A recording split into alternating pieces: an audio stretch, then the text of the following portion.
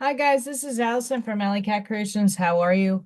Please like, share, and subscribe to my channel if you have yet to do so. And if you get anything from my work, you can connect the dot, an epiphany, a mind explosion, a new book to read, a new author to explore, artwork to create. Please consider supporting my work. All the links are at the bottom of the description of this video. Allylatcreations211.com is where you can see craft and sip, paint and sip, pyramids, that up there, paintings. I do hyper-realistic face portraits, dogs, cats, houses, craziness.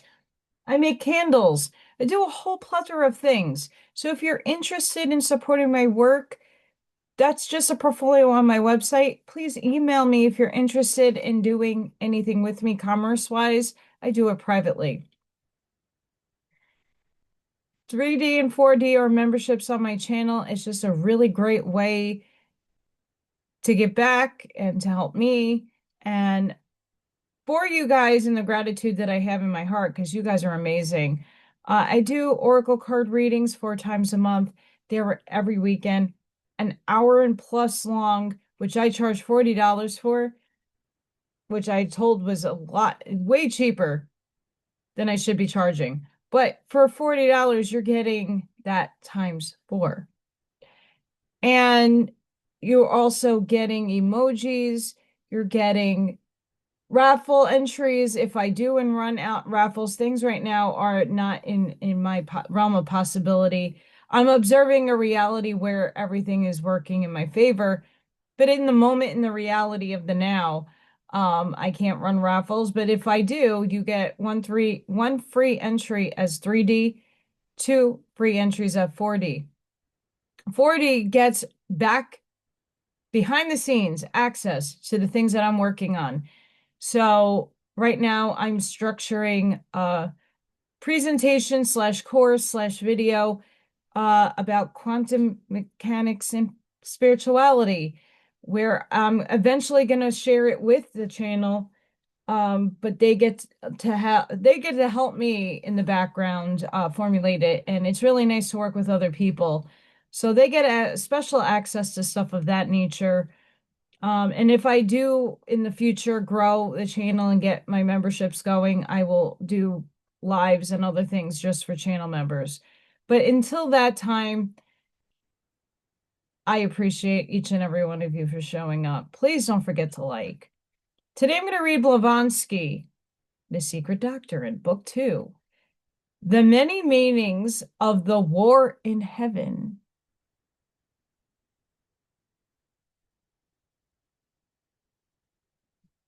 This shall be very interesting.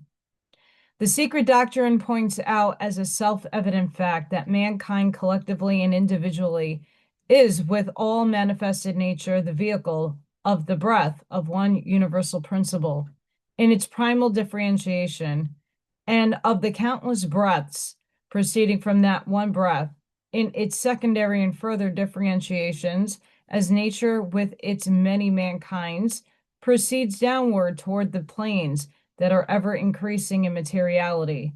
The primary breath informs the higher hierarchies, the secondary, the lower, on the constantly descending planes. Now, there are many passages in the Bible which prove on their face, exoterically, that this belief was at one time universal, and the most convincing are the 2 chapters, Ezekiel and Isaiah.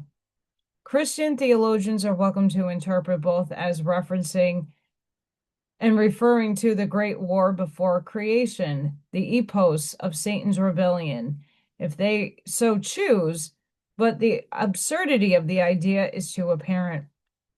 Ezekiel addresses his lamentations and reproofs to the king of Tyre, however you want to pronounce it, Isaiah to King Azah, who indulged in the worship of idols, as did the rest of the nation, with the exception of a few initiates, the prophets so-called, who tried to arrest it on its way to exotericism or idolatry, which is the same thing.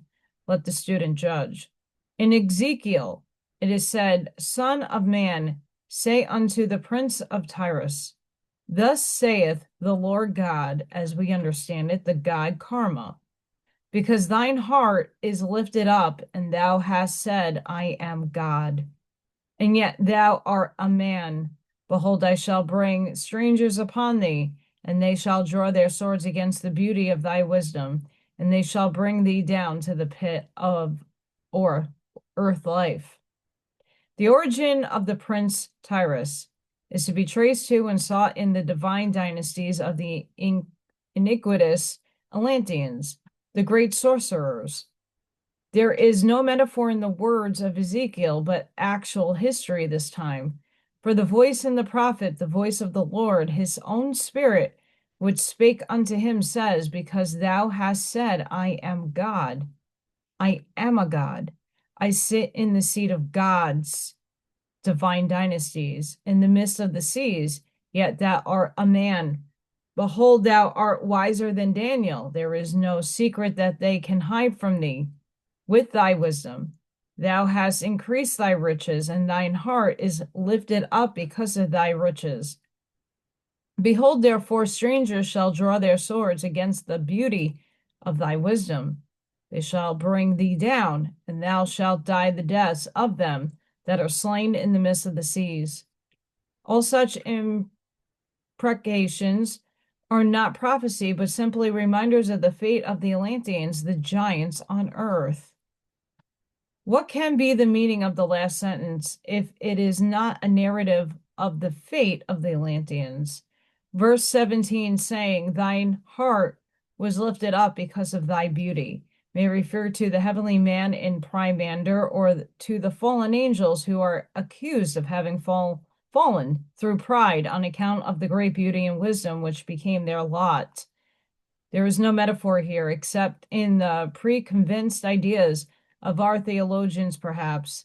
These verses relate to the past and belong more to the knowledge acquired at the mysteries of initiation than to retrospective clairvoyance. Says the voice again, thou hast been in Eden, the garden of God. In the Satra Yuga, every precious stone was thy covering, the workmanship of thy tarbets, and thy pipes was prepared in thee in the day thou wast created. Thou art the anointed cherub. Thou hast walked up and down in the midst of the stones of fire. Thou wast perfect in the ways from the day that thou wasn't created, or wast created, till iniquity was found in thee. Therefore I will cast thee out of the mountain of God and destroy thee. The mountain of God means the mountain of the gods, or Meru, whose representative in the fourth race was Mount Atlas, the last form of one of the divine titans, so high in those days that the ancients believed that the heavens rested on its top. Did not Atlas assist the giants in their war against the gods?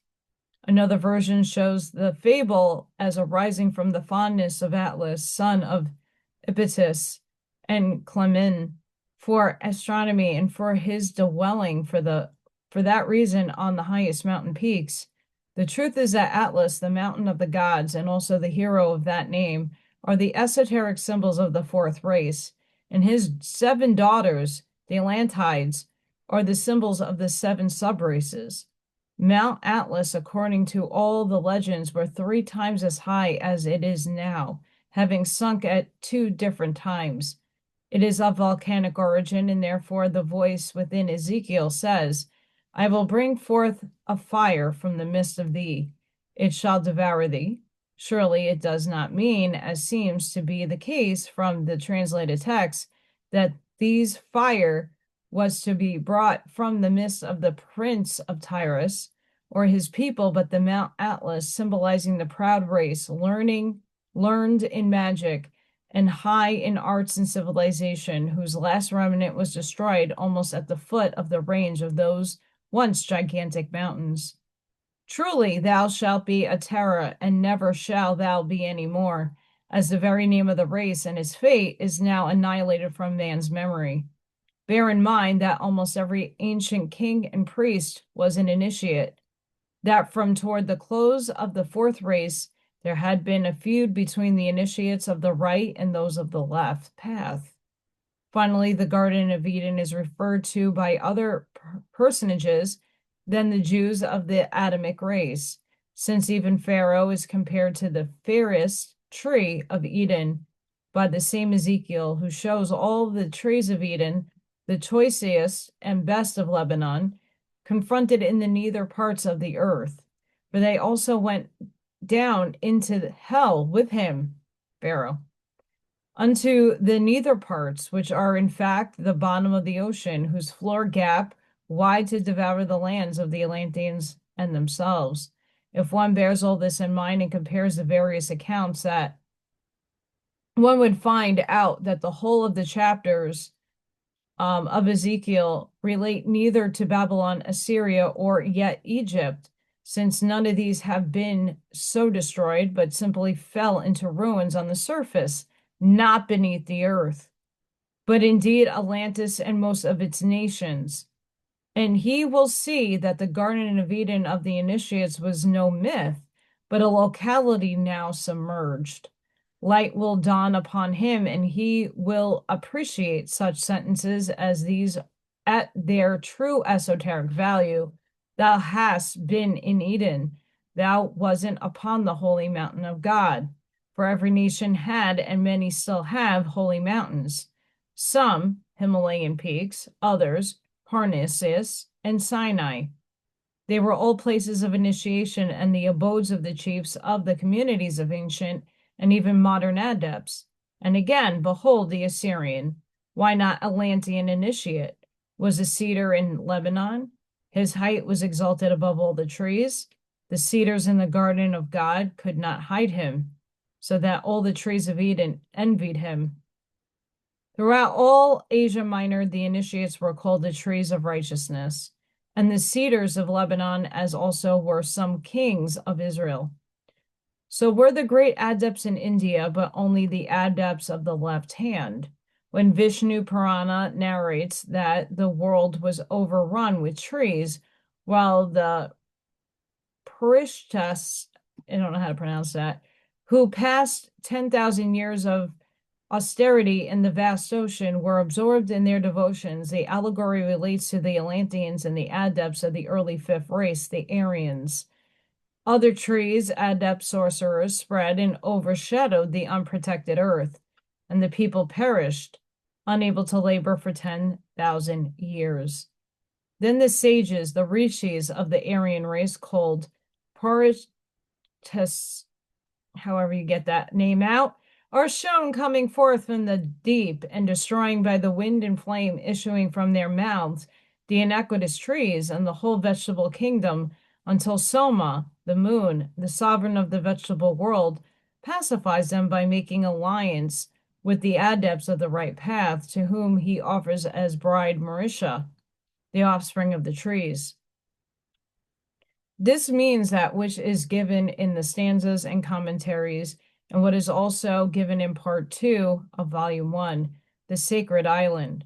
It hints at the great struggle between the sons of God and the sons of the dark wisdom, our forefathers, or the Atlantean and the Aryan adepts. I agree with a lot of that. The whole history of that period is allegoricized in the Ramayana, which is the mystic narrative in epic form of the struggle between Rama, the first king of the divine dynasty of the early Aryans, and Ravana, the symbolical personation of the Atlantean Lanka race. The former were the incarnations of the solar gods, the latter of the lunar devas. This was the great battle between good and evil, between white and black magic, for the supremacy of the divine forces, or of the lower terrestrial or cosmic powers.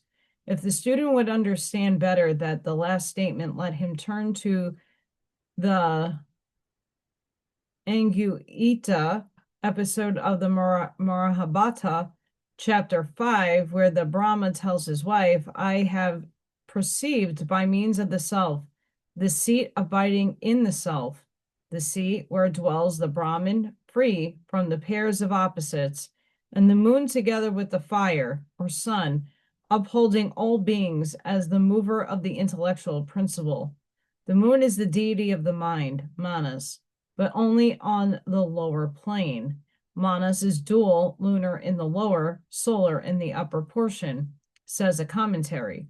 There is to say, it is attracted in its higher aspect towards Buddha, and in its lower descends into and listens to the voice of the animal soul, full of selfish and sensual desires.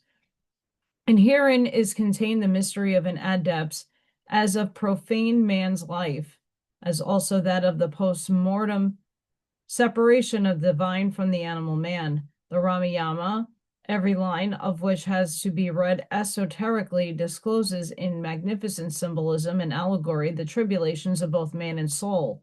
Within the body, in the midst of all these life winds, principles, which move about in the body and swallow up one another, blazes the Varashvan of fire, sevenfold of which I am the goal, says the Brahmin. The chief soul is Manas, or mind, hence Soma, the moon, is shown as making an alliance with the solar portion in it, personified as that Parchasas, however you pronounce it. But of the seven keys that open the seven aspects of the Ramayana, as of every other scripture, this is only one, the metaphysical. The symbol of the tree standing for various initiates was also some universal. Jesus is called the tree of life, as also all the adepts of the good law, while those of the left path are referred to as the withering trees.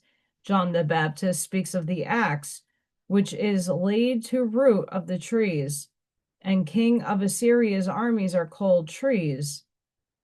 The true meaning of the Garden of Eden was sufficiently given in Isis Unveiled. The writer has more than once heard surprise expressed that Isis should contain so few of the doctrines now taught. This is quite erroneous, for the allusions to such teachings are plentiful, even if the teachings themselves were still withheld. The time had not arrived then, as the hour has not struck now, to say all. No Atlanteans or the fourth race, which preceded our fifth race, are mentioned in Isis Unveiled. A critic of esoteric Buddhism wrote one day, I, who wrote Isis Unveiled, maintain that the Atlanteans are mentioned as our predecessors, namely in Volume 1, page 133, when speaking of the Book of Job.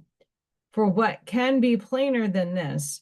In the original text, instead of dead things, it is written dead Rephaim, giants, or mighty primitive men from whom evolution may one day trace our present race. It is invited to do so now that this hint is explained quite openly. But evolutionists are as sure to decline nowadays as they did 10 years ago. Science and theology are against us. Therefore, we question both and have to do so in self-defense. On the strength of hazy metaphors scattered throughout the prophets and in St. John's Revelation, a grand but re-edited version of the Book of Enoch. On these insecure grounds, Christian theology built its dogma epos on the war in heaven. It did more. It used the symbolical visions, intangible only to the initiates, as pillars upon which to support the whole bulky edifice of its religion. And now the pillars have been found very weak, reeds, and the cunning structure is foundering. The entire Christian scheme rests upon the Yakin and Boaz, the two contrary forces of good and evil, Christ and Satan. Take away from Christianity its main prop of the fallen angels, and the Eden bower vanishes with its Adam and Eve into thin air. And Christ, in the exclusive character of the one God and Savior and the victim of atonement for the sin of animal man, becomes forthwith a useless, meaningless myth. In an older number of revenue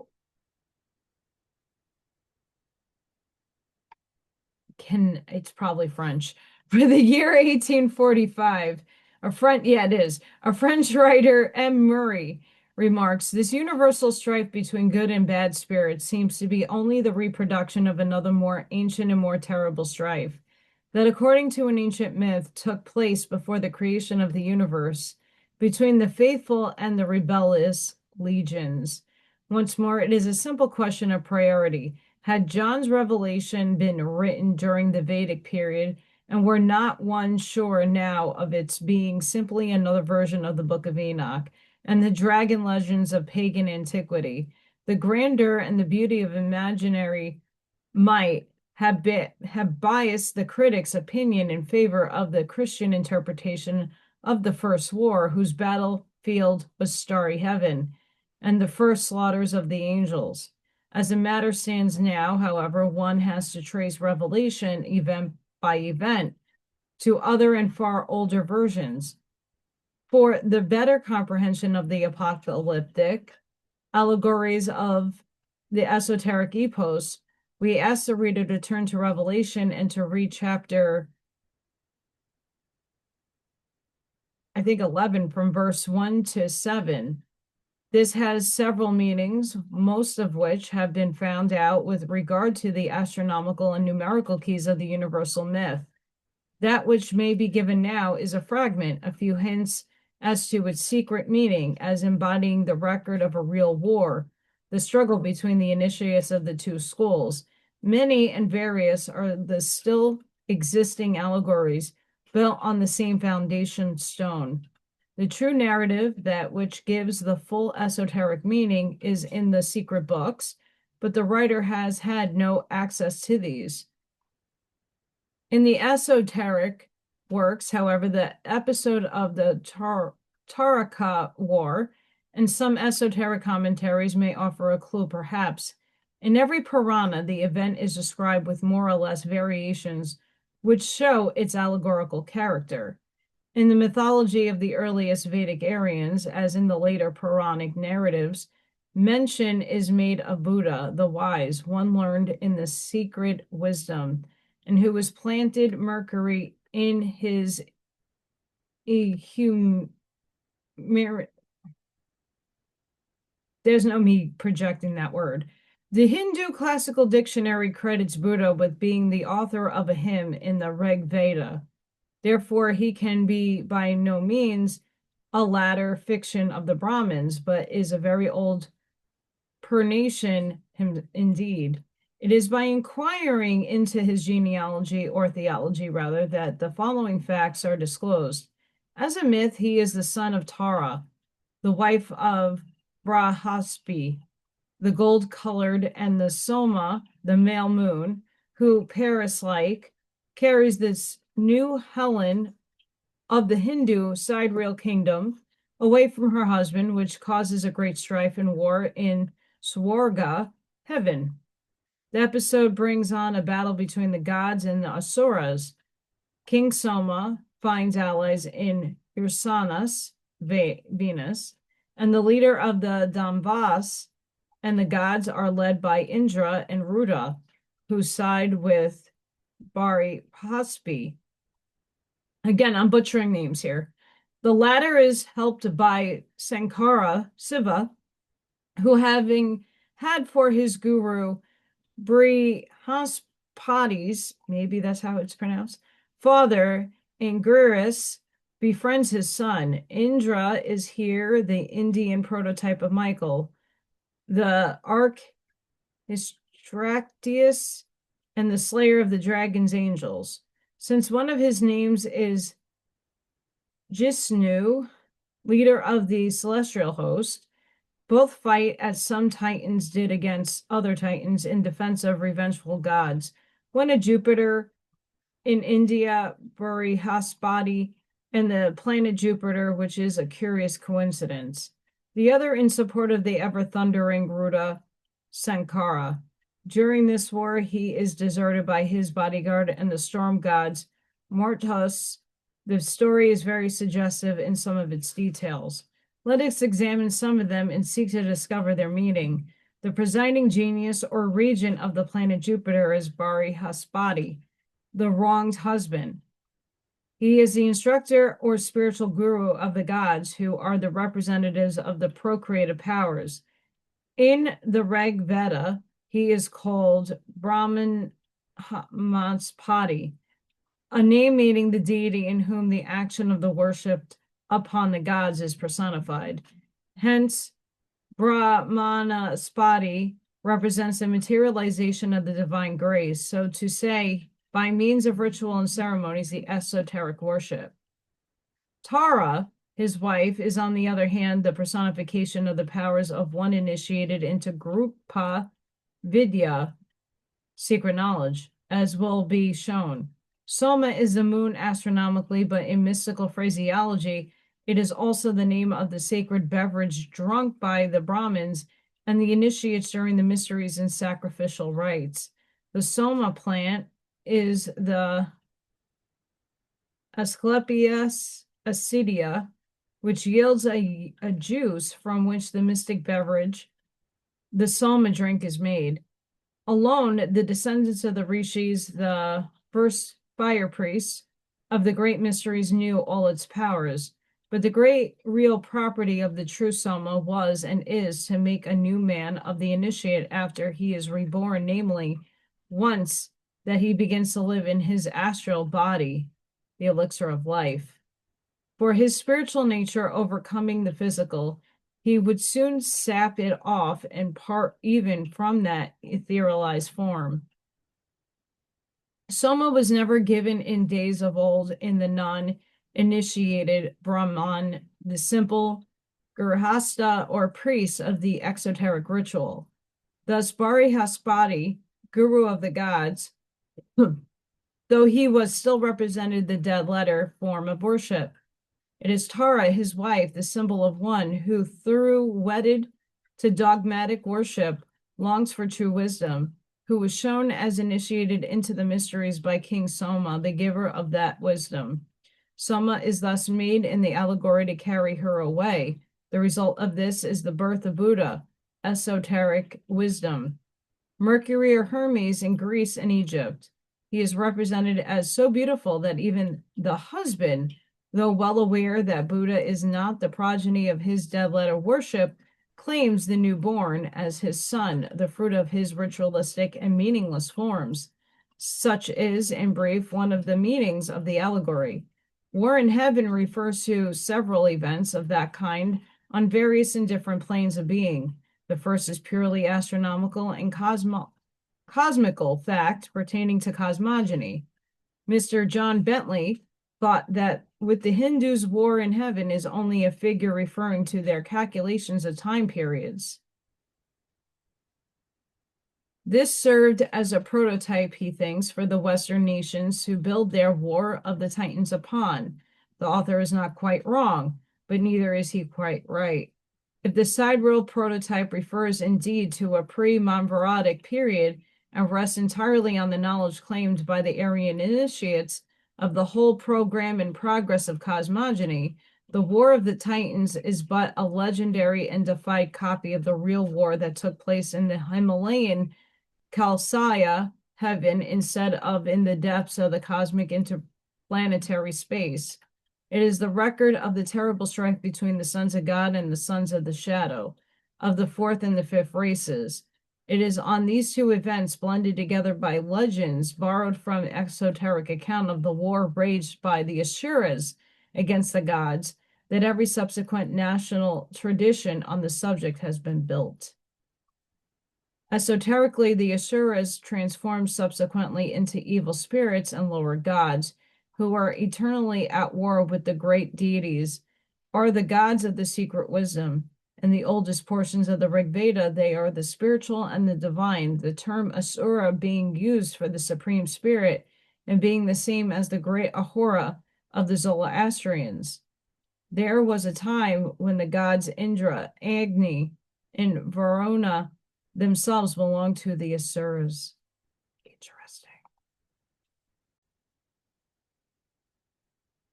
In the Atriya Brahma, the breath, Asu, of Brahma Parati, became alive, and from the breath he created the Asuras. Later on, after the war, the Asuras are called the enemies of the gods. excuse me, hence asuras, the initial A being a negative prefix or no gods, the gods being referred to as asuras. This then connects the asuras and their hosts, enumerated further on with the fallen angels of the Christian churches, a hierarchy of spiritual beings to be found in every pantheon of ancient and even modern nations, from the Zoroastrian down to that of the Chinaman. They are the sons of the primeval creative breath at the beginning of every new Mahakapla or Manvarata, in the same rank as the angels who had remained faithful. These were the allies of Sama, the parent of the esoteric wisdom, as against Brahaspati, representing ritualistic or ceremonial worship. Evidently, they had been degraded in space and time into the opposing powers of demons by the ceremonialists on account of their rebellion against hypocrisy, sham worship, and the dead letter form. Now, what is the real character of all those who fought along with them? They are one, the Ursanas, or the hosts of the planet Venus, become now in Roman Catholicism Lucifer, the genius of the morning star. The Tazaba, or army of Satan. The Dyatas and the Davas are the Titans, the demons and giants who we find in the Bible, the progeny of the sons of God and the daughters of Ben. Their generic name shows their alleged character and discloses at the same time the secret animus of the Brahmins, for they are the enemies of sacrifices or exoteric shams. They are the hosts that fought against Brihaspati and representative of the esoteric popular national religions in Indra, the god of the visible heaven, the firmament, who in the early Veda is the highest god of cosmic heaven, the fit habitation for an extra cosmic and personal god, higher than whom no esoteric worship can ever soar. Then come the Nagas, the Sarpa. These again show their character by the hidden meaning of their glyph. In mythology, they are the semi-divine beings with a human face and the tail of a dragon. They are therefore undeniably the Jewish seraphim, the plural being seraphith, burning fury. Christian and Jewish angelology distinguishes between the seraphim and the cherubim, or cherubs, who come second in order. Esoterically and Kabbalistically, they are identical. The cherubim being simply the name for the images or likeness of any of the divisions of the celestial hosts. Now, as said before, the dragons and nagas were the names given to the initiates, hermits, on account of their great wisdom and spirituality and their living in caves. Thus, when Ezekiel applies the adjective of cherub to the king of Tyre, and tells him that by his wisdom and his understanding there is no secret that can be hidden from him, he shows to an occultist that it is a prophet, perhaps still a follower of exoteric worship, who fulminates against an initiate of another school and not against an imaginary Lucifer, a fallen cherub from the stars and then from the Garden of Eden. Thus, the so-called war is, in one of many meanings, also an allegorical record of the strife between the two classes of adepts, of the right and the left path.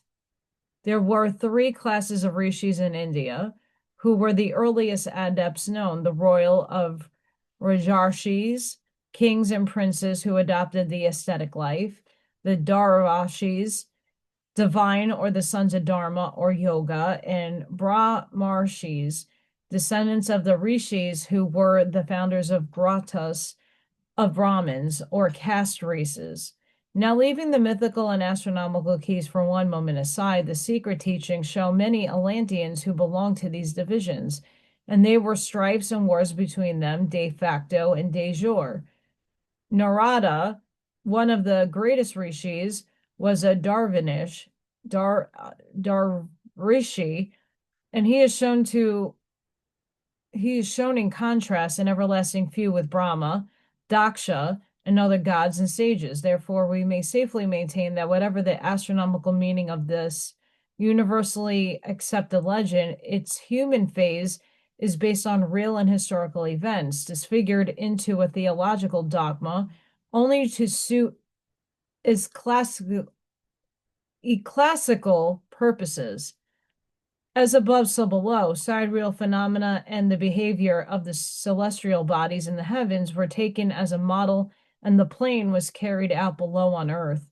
Thus, space, in its abstract sense, was called the realm of divine knowledge, and by the Chaldees and initiates, Ab-Su, the habitat or father of knowledge, because it is in space that dwell the intelligent powers which invisibly rule the universe.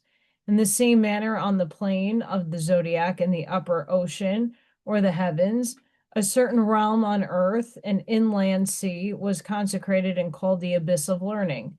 12 centers on it in the shape of 12 small islands represented the zodiacal signs, 2 of which remain for ages the mystery signs, and were the abodes of 12 hierophants and master wisdom. This sea of knowledge or learning remained for ages there, while now stretches the Shamoe and the Gobi Desert. It existed until the last great glacial period, when a local cataclysm which swept the waters south and west, and so formed the present great desolate desert, left only a certain oasis with a lake and one island in the midst of it, as a relic of the zodiacal ring on earth. For ages, the watery abyss, which was the nations that preceded the later Babylonians, was the abode of the Great Mother, the terrestrial post-type of the Great Mother Chaos in heaven, the parent of Ea, wisdom, himself the earlier prototype of Onens, the man-fish of the Babylonians. For ages, then, the abyss, or chaos, was the abode of wisdom and not of evil. The struggle of Bel and then of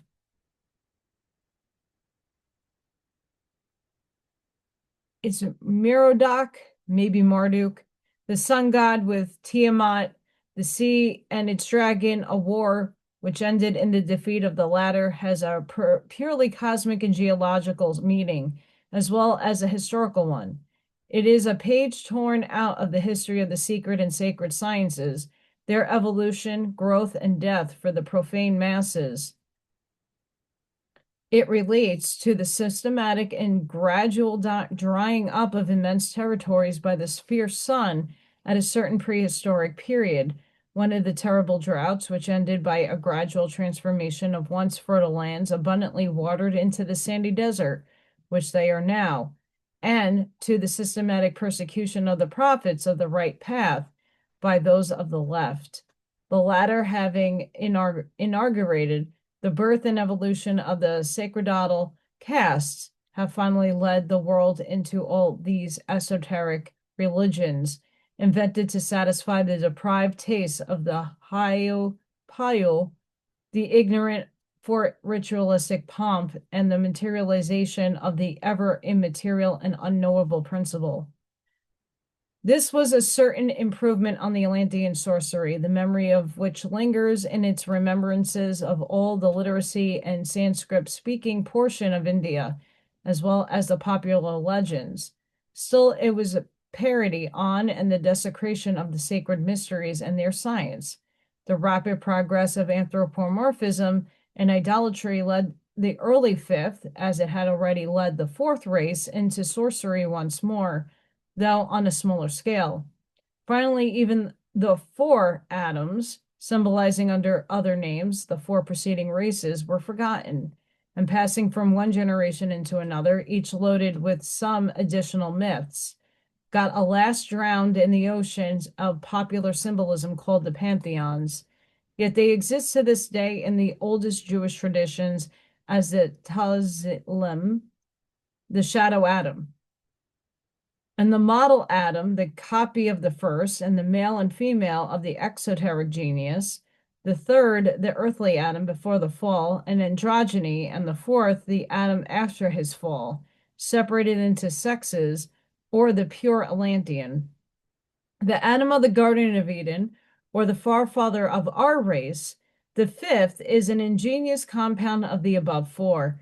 As stated in Zohar, Adam, the first man, is not found now on earth. B is not found in all above, in all below, sorry. Because where does the lower earth come from? From the chain of the earth and heaven above. From the superior globes, those which proceed and are above our earth. And there come out from it the chain, creatures of all kinds, some of them in solid skin, some in shells, some in red shells, some in black, some in white, and some in other colors. As the Chaldean cosmology of Berosus and the stanzas just given, some treatises on the Kabbalah speak of creatures with two faces, some with four, and some with one face. For the highest Adam did not come down in all countries or produce progeny and have many wives, but it is a mystery. So is the dragon a mystery. Truly, says Rabbi not getting that name, that to understand the meaning of the dragon is not given to the companions, but only to the little ones, the perfect initiates. The work of the beginning, the companions understand, but it is only the little ones who understand the parable on the work in the Principium by the mystery of the serpent of the great sea. And those Christians who may happen to read this will also understand by the light of the above sentence who their Christ was. For Jesus states repeatedly that he who shall not receive the kingdom of God as a little child, he shall not enter therein. And if some of his sayings have been meant to apply to children without any metaphor, most of what relates to the little ones is in the Gospels, related to the initiates of whom Jesus was one. Paul is referred to in the Talmud as little one. That mystery of the serpent was this: our earth, or rather terrestrial life, is often referred to as a secret teaching as the great sea, the sea of life, having remained to this day a favorite metaphor. The Sifra I'm not going to get that out, speaks of primeval chaos and the evolution of the universe after a destruction, comparing it to an uncoiling serpent, extending hither and thither its tail and its mouth, Ouroboros, the head twisting on its neck. It is enraged and angry. It watches and conceals itself. Every 1,000 days it is manifested.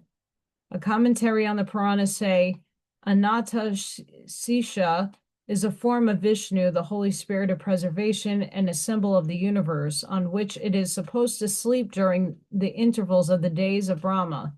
The 7 heads of Sisha support the universe. So the Spirit of God sleeps in breathing over the chaos of undifferentiated matter before each new creation.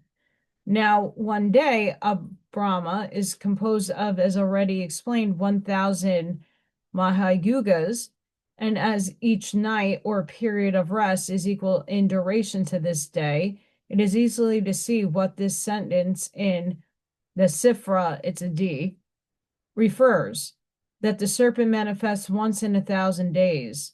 Nor is it more difficult to see whether the initiate writer of the Sifra is leading us when he says, its head is broken in the waters of the great sea, as it is written, thou dividest the sea by the strength, thou breakest the heads of the dragons in the waters. It refers to the trials of the initiates in the physical life, the sea of sorrow. If read with one key, it hints at the successive destruction of the 7 spheres of a chain of worlds in the great sea of space. When read with another key, for every sidereal globe or sphere, every world, star, or group of stars is called in symbolism the dragon head.